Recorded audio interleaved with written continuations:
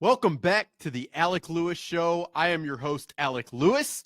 This is episode 30, and we are halfway into this Viking season. Wow, it has kind of flown by, maybe not, depending on the day, the hour, and the week. I am fresh off a run to Jersey Mike's. They're still not sponsoring the show. That's totally their problem, but we're going to make it happen at some point. I guarantee it. We are trending upwards. We are ascending. And that will create a window for them to be able to endorse this thing. While I'm at it, I will say, and I've said this before on the last couple podcasts, I really would love a local company, a little title sponsor type action.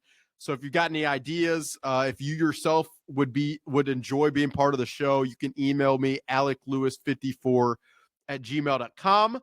While I have you as well, please read and check out the stories that are up at theathletic.com where I do my day job covering this team that you can see right behind me. Some good stuff over there this week, at least in my opinion, and I am biased.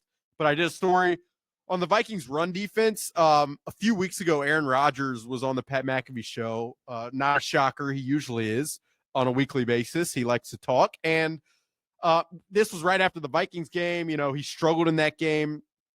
And Pat asked him about Brian Flores' defense. And rather than talk about the exotic coverages and the versatility of Metellus and Andrew Van Ginkel, he kind of just said, like, you know, what they do on early downs does not get enough credit. And this is me speaking. A lot of what the Vikings do on early downs is let Harrison Phillips, Jonathan Bullard, and Jerry Tillery, guys we rarely talk about, because they don't get paid like some of the stars in the interior. And so we probably shouldn't talk about them a ton, but they do a heck of a job stopping the run. And guys like Aaron Rodgers noticed, so I thought it'd be worth talking to Harrison a little bit about what they do that makes them the number one run defense. And by all advanced metrics right now, that's what the Vikings are. Now, games against the Lions and the Rams were not up to par with what we've come to expect watching this run defense, but those are two really good offenses. And so to expect to struggle a little bit against those coordinators and that level of talent, not that surprising. But go check that story and the other stuff we've got at The Athletic, because I think you will enjoy it. If you want a full, gigantic, in-depth preview of this Vikings-Jaguars game, we also have one at The Athletic. John Krasinski, who does his day job covering the Timberwolves and the NBA, hops on every Friday with me, and we go over the game, what we're watching, concerns, biggest storyline, and try to give an in-depth perspective, some advanced metrics of each team over there, and then a prediction. So if you need all that, or you want it, or you feel like it'd be fun, or you just need to spend more time away from work, which is probably what you're doing right now, I highly recommend going to check out theathletic.com. We would appreciate that. I will also ask you, if you're watching on YouTube and you have not yet, there is a button right beneath here where you could just subscribe. It takes like 3 milliseconds, and it's pretty easy, and it'll make sure you get all the future videos that we do over here that are chock full of information and analysis and bad analogies and jokes that I will get to very, very shortly. You can also hit the alarm bell beneath here to get notifications for the show. And that'll help you, again, stay locked into the Alec Lewis Show. If you're listening on Spotify or Apple, I appreciate you guys hopping in over there. Rate, review, whatever it takes to go do that. And yeah, I appreciate it. Originally for this podcast, I had planned a guest. His name is Eric Nordquist. He is the producer of the 9 to Noon show on KFAN. And he is phenomenal, has a great perspective always. We've had him on the show before, and I thought it would be really fun for him and me to revisit preseason expectations and then kind of adapt those expectations to where we are now. Now, I had a little bit of audio trouble because us at the recording studio, my entire team that I work with, we're new to this. It's 30 episodes in. You're not gonna bat 1,000. I'd like to think we've hit like 800 on this show in terms of quality, effectiveness, and I'm going to take 800 for my first time doing this. So Nordo had some great analysis. I'm going to try to thread some of that into some thoughts that I have, because otherwise you're going to hear me talk twice, and you probably don't even want to hear me. I mean, you want to hear me talk once. That's why you're here, but more than once, probably not. So I'm going to thread some of that through here, at least try. And I appreciate him hopping on and having to deal with my shenanigans. And we will have him on in full soon because he is one of my favorite people in this market to talk about the team. He has a lot of great thoughts. He's very in tune to the history. He cares a lot about it and is passionate about it. And so I appreciate him for all of that. As I usually do early in the week, I give like 5 thoughts. I'm going to do that kind of at the end of this week. Right now is what I'm talking about because I feel like it'll work. And I don't want to fully preview this Jaguars game because it's the Jaguars. And I'll explain right now. In my preview that I do with John Krasinski every Friday on The Athletic, we do biggest concerns. I already mentioned that. And this week, my concern is that I don't really have much of a concern. And that concerns me and makes me feel weird. I cover the team. I'm an objective journalist. I don't ride the wave, or I try not to, or you're not supposed to. So maybe I do, and I'm just hiding behind that. And the reality is, every one of these games, and I say it every week if you are a listener to this show, all these teams have talent. If you talk to anybody within the league, they will tell you that on any given week, anything can happen. And that's not crazy because you guys as fans know that as well. The games that feel so obvious that sometimes seem most obvious, something crazy happens. And for one reason or another, whether it's turnovers, whether it's injuries, whether it's game plans being shifted in a way that neither side expected, whether it's a crazy score at the beginning that affects the entire momentum of the game, these games that sometimes seem so obvious are not. And this is one of those games, in my opinion. I've watched the film of the Jaguars offense and the Jaguars defense. Defensively, they have like 4 players that concern me. Josh Hines-Allen, formerly Josh Allen, he changed his last name. He's still one of the most underrated pass rushers in the NFL. Trayvon Walker, their former number 1 pick in the draft, has really come on this year. He's still 23 years old. It's honestly a great roadmap for like a Dallas Turner of an athletic specimen who was drafted highly, who didn't really produce early on, but has started to come on. And he's still only 23, which I believe is younger than Jared Verse. So it was interesting going through that, but he's one of the guys. That's 2 edge rushers I mentioned. None of the cornerbacks. Tyson Campbell's an interesting guy, but from besides him, there's not a ton of cornerbacks that scare me. Alua Khan, the middle linebacker, is a great player. Devin Lloyd, I think, is a solid player, especially in run defense. And then on the interior, Eric Armstead, I tweeted earlier on Thursday, like, he's on the Jags. Who knew? I had no idea this guy was on the Jags, and this is my job. And, he has not had the best year, but he is capable of wrecking shop on the interior. Those are guys defensively, offensively. The Jags, especially if they are without Trevor Lawrence, there's just not a ton. You guys might be like, why is he making these sound effects? It's because the reality is there's not a lot of players on this Jags offense that worry me outside of Evan Ingram. There's just not. And so all of that said, I just don't have a grave concern for the Vikings heading into this game. I mean, the Vikings' best passing attribute, best offensive attribute has been their explosiveness in the passing game. I'll give you the stat here, and I reached out to some buddies at Sports Info Solutions. They track pretty much everything. Thought this was fascinating because by the eye test, the Vikings offense doesn't seem to really do a lot of quick passing. You guys, listener, are probably like, yeah, it doesn't feel like that. It's never, and I don't blame the Vikings offense for not operating that way because quick passing often means the routes are shorter, which means you're not generating as much explosives unless you have yards after the catch. And although Justin Jefferson, Jordan Addison, TJ Hockenson, Jalen Naylor are capable of yak, if you can protect and your quarterback can throw the ball downfield, why not do that? But I asked friends at Sports Info Solutions, and they sent me back some interesting stats. I asked them for the amount of Vikings 0 1-step drops, 3 to 5 step drops, and then 7 step drops. You guys might be asking, Alec, what are you talking about? Well, a 0 1-step drop, just think about it. If you're watching on YouTube, you can watch my hands, but it's just 1 step, throw. A 3 to 5 step is 1, 2, 3, or 1, 2, 3, 4, 5, throw. a seven strep, strep throat, not strep throat, step drop is 7 steps, obviously, in throwing, which requires more pass protection, which it's not rocket science, but just so you guys understand. The Vikings ranked, this was as of 2 weeks ago. They ranked 32nd in the NFL in the percentage of 0-1 step drops, which validated my eye test. It didn't felt like they were getting the ball. They were getting rid of the ball that quick. And they haven't had to because they are the most explosive passing game in the NFL with Sam Darnold. And if you guys have listened to the show, you know the importance of explosive plays. Offenses, one of the most predictive aspects to winning football games is, can you create explosive plays and can you constrict can you limit them? You know, PJ Fleck was on Paul Allen's show on 9 to noon on KFAN about, I think it was earlier this week, and they've had success recently. And he explained what is true for anybody who has studied the game.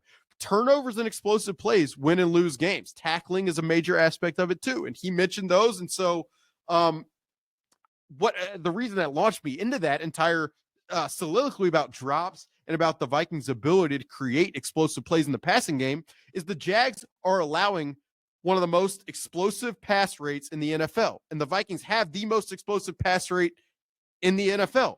That matchup, if I was a Jacksonville fan, I would be sitting in my chair thinking, there's going to be space out here. Can we somehow limit it? And so that's I just don't have a lot of concern. If the Vikings are able to generate explosive passes the way I believe they will in this game, and if their defense can make it really hard on Mac Jones, if Mac Jones is the quarterback to sort through what he's seeing, I think the Vikings are going to have a pretty good shot to win this one. You know, another conversation around the TCO Performance Center, which is where I am right now recording this podcast, has been, do you guys remember the 2022 Patriots Vikings Thursday night Thanksgiving game? I mean, Matt Jones, I think, had one of his best games of his career that night against Ed Donatel. And as someone here said recently, Ed Donatel made a lot of quarterbacks look like they had their best game or play their best game. So this is going to be, to me, with Brian Flores, way different. Blake Cashman looks like he's turning pretty solid. The Vikings should have pretty much everyone else. And so, yeah, I just don't worry about it. Now, to get to the 5 thoughts, and some of these will relate to this Jaguars game, but I'm just not going to do a straight line preview with the writer because it just doesn't warrant it to me. And maybe you guys are like, dang it, that's what we wanted. And if so, let me know. I totally listen to that. The deadline, I guess my first thought is, you know, probably the right move for the Vikings not to make any more moves at the deadline. And here's why. Right now, the Vikings only have 8 draft picks over the next 2 years. Not a lot. Now, they will probably receive a compensatory pick for 2025 that is like a 3rd rounder. That'll help. But that's only 9 picks over 2 years. Some teams in this upcoming draft have 9 picks. Paired with that reality is that this Vikings roster needs to get younger.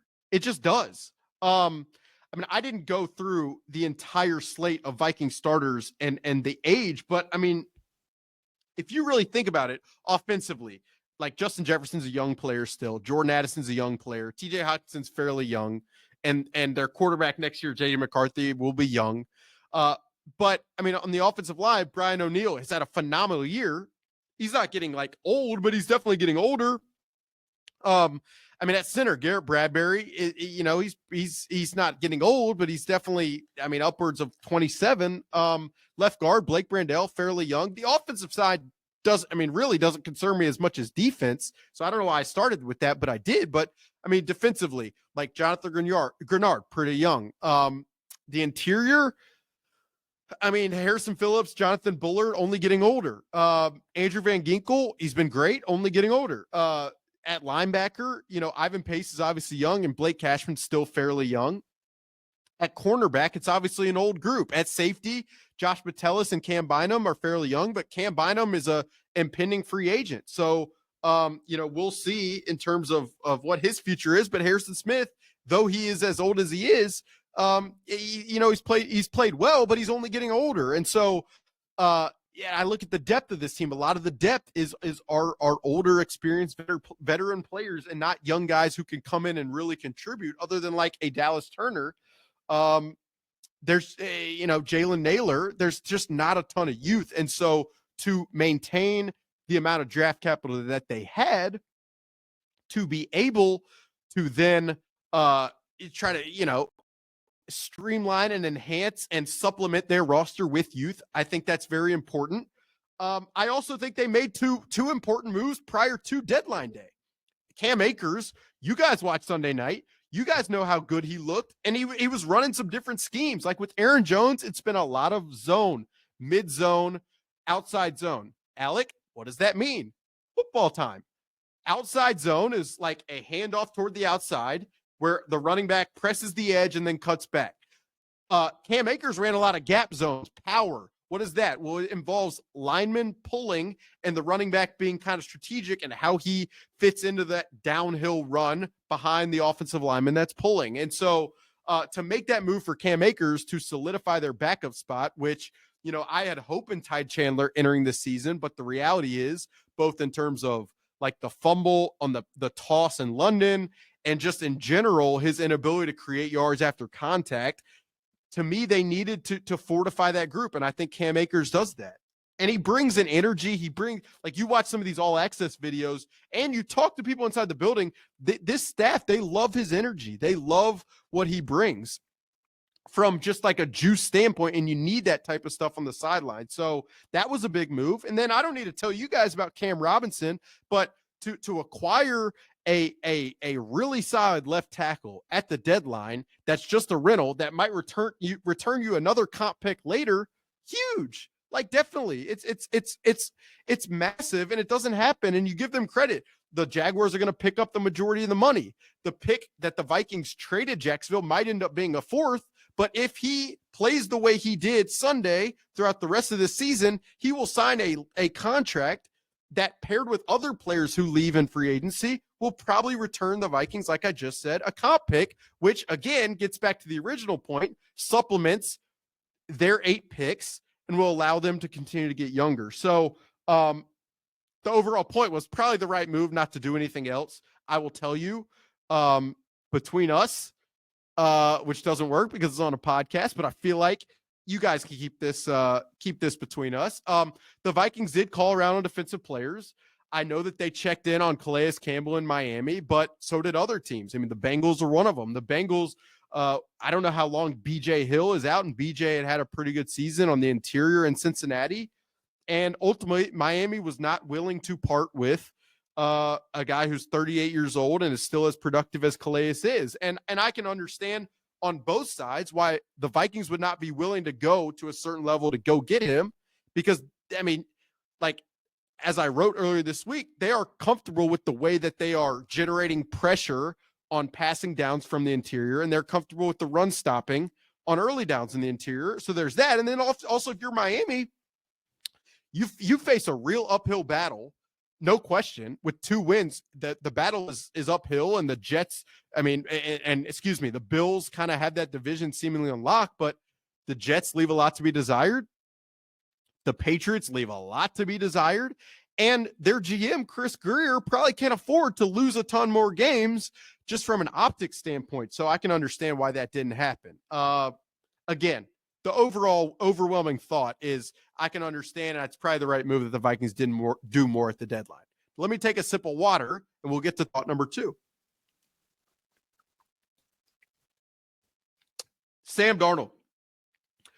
Give this guy a lot of credit for what this offense has done. And the credit, obviously, Kevin O'Connell deserves a heck of a lot of it.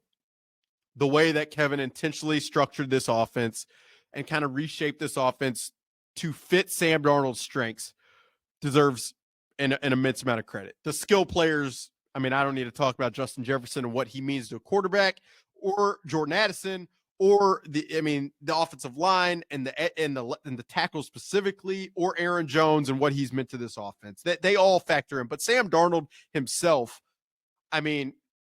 this guy, it has not been perfect.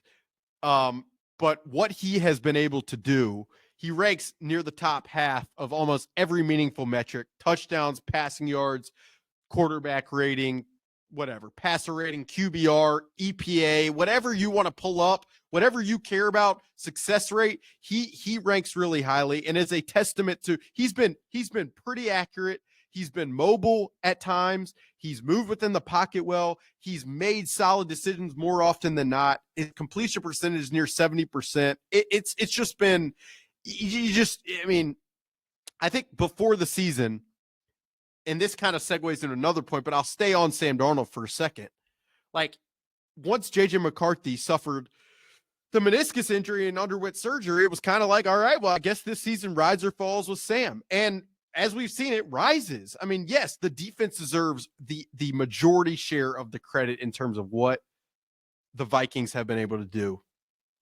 But offensively, I mean, this offense, I think right now they rank like 12th in EPA success rate, which is advanced metrics really as like an all-encompassing number. I mean, the 12th best offense when you're paying a quarterback $10 million, it's very, very impressive. And again, the credit is dispersed among a lot of different people, but Sam, for in his own right, to navigate what he navigated early in his career and just continue to work his butt off the way he has, you just can't overlook it. With that, I will say, don't expect, it seems to me that we have enough sample size to think that it is unfair to expect him not to turn the ball over, not to throw some interceptions that make you go, what the heck was that? And not to get sacked more than you'd hope. Like, those two quality, he while he does rank highly in most important statistics, he also ranks highly in interception rate and sack rate. And you fight this battle probably if you like. I'll give you a great example. Josh McCown was recorded in this all access they show from Sunday night. And on the Jordan Addison touchdown catch where Jordan leaps and snags the ball with his left hand, just unbelievable catch, unbelievable play. I thought the Sam Darnold throw was as impressive as the catch, really. He's going full speed, rolling to his right with 4 defenders sprinting at him. Not easy. And Josh McCown was recorded in that video like, throw it away. And then he doesn't throw away. He throws a perfect pass that becomes a touchdown.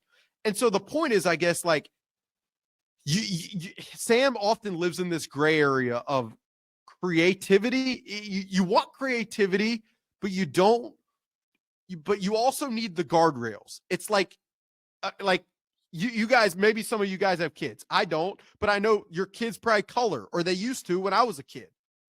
And you want to be like, color inside the lines, but you also want their creativity to kind of come out. And it's that push and pull that I think makes it so it makes it so challenging in because as probably as a coach and as an offense, it's like, how do you accentuate this thing that makes Sam Darnold so much of what he is, while also mitigating the aspect of that accentuation that you kind of need to be able to continue to move this offense to another level. It is a hard push and pull. I guess my thing is, I at least can speak for myself. I'm not going to expect Sam Darnold to just no longer throw interceptions and no longer try to spin out and extend plays. Like, I'm not going to expect that.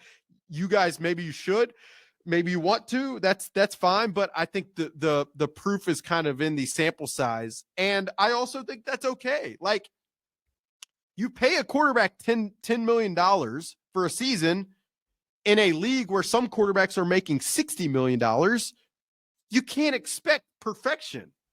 You shouldn't expect for perfection, but you should expect, and I think around the league, like, fan bases should hold their staffs and the skill players around them to a standard to maximize that player, and to the player himself to maximize his own chance. And that's what's happened here. And so that warrants credit. That's thought number 2. I already kind of hit this at the top, so I don't really need to reiterate, but I just, if the Vikings can protect this weekend, specifically on the edge against Josh Hines-Allen and Trayvon Walker, and on the interior against Eric Armstead, I think it's going to be a gigantic passing day. I don't really need to go much crazier than that. I mentioned Tyson Campbell at cornerback for the Jaguars. They also have Ronald Darby. They've got a guy, Jerry Jones.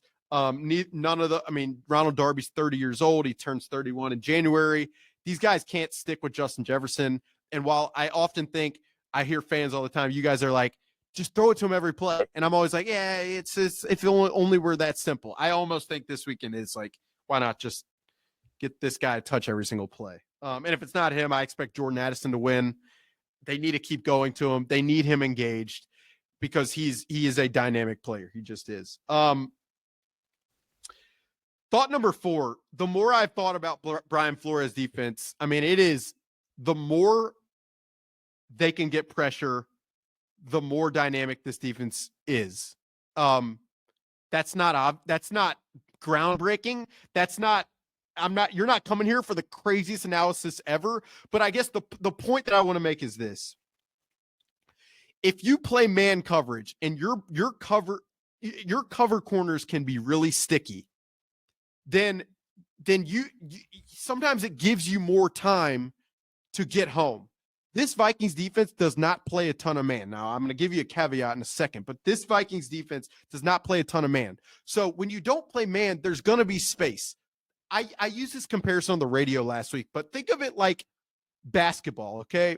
A team that plays a 2-3 zone, 2 guys up top and 3 down low. There's going to be space on the wings because you're not playing tight man coverage. And in football, it's similar. When you are playing zone, you are giving up space. And so it is then incumbent upon the pass rush to get home to prevent the quarterback and to prevent the receivers from getting into that space and the quarterback from hitting them once they are in that space. And I think the obvious two differences are the Rams game and the Colts game. The Rams game was the Vikings' worst pressure game of the year. It just was. The edges seemed a little gassed. The interior was not getting home. And because of that, Matthew Stafford had a lot of room to find guys like Cooper Kupp and Puka Nacua in zones. In the Colts game, Jonathan Grenard was really active. Andrew Van Ginkel was active. Jihad Ward was active. Dallas Turner was active. They all created pressure. And because of that, Joe Flacco did not have as much time to find players in the zones. Now, he did at times. He did. And he even missed players at other times. But in general, that is like, if I'm watching this Vikings defense, if I'm you guys, and I'm turning on the game Sunday or next Sunday or the Sunday after that, and I'm like, I want to know if this defense is going to play well today. If they are getting pressure on the quarterback early in the game, that would make me feel good. That would make me feel like, okay, we have a chance to suffocate the offense the way that Brian Flores' defense have shown an ability to over time. So that's number 4. And then number 5, it's going to be expectations. And I'm going to give a quick thought, and then I'm going to try to kick it to Nordo, who I should have a recording from the conversation we did, and I'm going to let him run through it all. But I'm going to kind of tee him up by just being like, the Vikings should win. They should sweep the AFC South. That they won, obviously, last week against the Colts. They faced the Jaguars this weekend with potentially no Trevor Lawrence, and then next week against Mason Rudolph and the Titans. Now, the Titans have a good defense, but all 3 of these are winnable games. You get to 8-2, then you play the Bears, the Cardinals, the Falcons, and the Bears. I think it is fair to expect 10 wins after this stretch. Like, that is the expectation. That shows how far we've come. Before the season, you could have conceivably asked people, and they said the Vikings win 5 games this year. While that may have been on the negative end, it seemed possible. And so I'm going to get to Nordo and just let him finish this, and then I'll close it out. Well, my takeaway is going to be immense respect for Brian Flores and his ability. I believe he's been the mastermind of identifying the talent this team needs, and it's going to be continued reverence of a team that in some ways, whether it was 2022 and maybe to a point this year, I'm just enamored with the head coach's ability to get the absolute best out of people, regardless of who those individuals are. And so that's it. I mean, if it's a 12-win team now, there's the emotional side of me. How do they lose that playoff game? I knew you were going there. I need to know how they lose the playoff game. Does 12 wins, and 12 wins, I don't think, with the way the Lions are rolling, that means that we do not win the division. That means we would be playing a road wild card game. Let's win a playoff game, and hopefully that would come to fruition. But In the end, my takeaway would be that this franchise is potentially more stable and more poised to win games at a high rate for a long period of time, more so than it has been in 15 years. And that's talking about a team that has some issues related to draft picks. I need the GM to start figuring out what to do in the draft. We're all happy for the wheeling and dealing. That's cool. Let's get the young kids in the door, and let's take advantage of those picks, the few that we have, hopefully more in the future. But when I talk about stability of the team, this is a Vikings franchise with Adrian Peterson. They go and get the gunslinger from Kiln, Mississippi, and you go to the NFC title game in 2009 with Favre, but 2010 is a complete disaster, right? And it takes you several years. 2011, you're a 3-win team. 2012, Adrian Peterson rushes for 2,000 yards. Like it's this roller coaster. And then you rush for 2,000 yards. You beat the Packers to make the playoffs, and Christian Ponder gets hurt. And then we got Joe Webb throwing bounce passes to people at Lambeau in a postseason game. 2013, it's a 5-win team. We tied freaking Matt Flynn at Lambeau. 2014, new life with Zimmer, and that culture change. 2015, you miss a 27-yard field goal. 2016, Teddy's knee blows up. You bring in Sam Bradford. You start 5-0, same way the Vikings did this year. And then you proceed to miss the playoffs as an 8-8 operation. Chad Greenway's getting beat by like Eric Swoop in the end zone. It was a disaster. Then 2017, you lose Dalvin Cook. And you proceed to win 8 games with Latavius Murray and Jet McKinnon and Case Keenum running the offense. You go to the NFC title game after a miracle, and you even go, it was like 7 or 8 plays. It was knife through butter. It was Kyle Rudolph. Front left side of the end zone going left to right, and it was a 25-yard touchdown. You're up 7-0. They score, and then Case Keenum, you're trying to tie up the game. It's like 14-7, I think. And we ran some stupid play that had David Morgan, former Vikings tight end, having to run from one side all the way over on a play-action play to check Derek Barnett, who was the first-round pick the Eagles got for Sam Bradford, by the way. And he whiffs on him. It's a strip sack. There's a flea flicker. It's 38-7. It's a disaster. And we've been trying to work our way back. We won a game against the Saints. That was kind of cool in 2019. So as now I'm just going, I'm basically just story time with Nordo here. Is this cathartic? Vikings fans understand all of this. They've lived through it. But the ups and the downs, and you're selling yourself hope. It's tough conversations in the mirror. You believe in these things, but good times, bad times. This is a team, if they can solidify their drafting, and they end up with 12 wins or so, and however that road wild card game would play out, I think that you have to start looking at financial flexibility in the future, Kwesi's ability here now to continue to get this group a little bit younger moving forward. This is a team that is going to be, as I said, more stable to compete at a high level without those significant ebbs and flows than we've seen in 15 years. And that would be really special, really exciting. And it all starts with sweeping the AFC South over the next couple of weeks. I thought Nordo summed that up very, very well.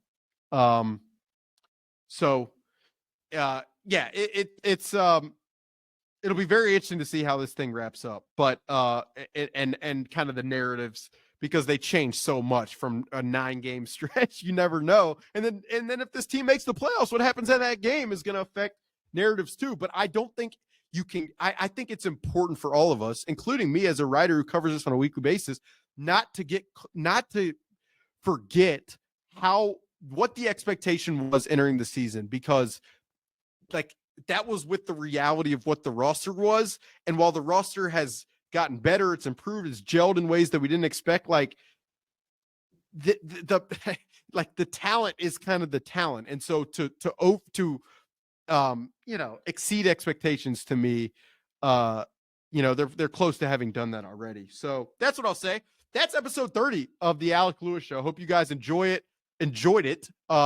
Please stay locked in for the next episode, and check out The Athletic for coverage this weekend, both of the preview and then of the game and what happens. I'll be down in Jacksonville. If you've got any Jacksonville Rex, I'll take them. I'm probably going to watch a lot of college football Saturday, so if there's a sports bar or anything, please let me know. Other than that, hope you guys had a good week. And I hope you guys have a great weekend.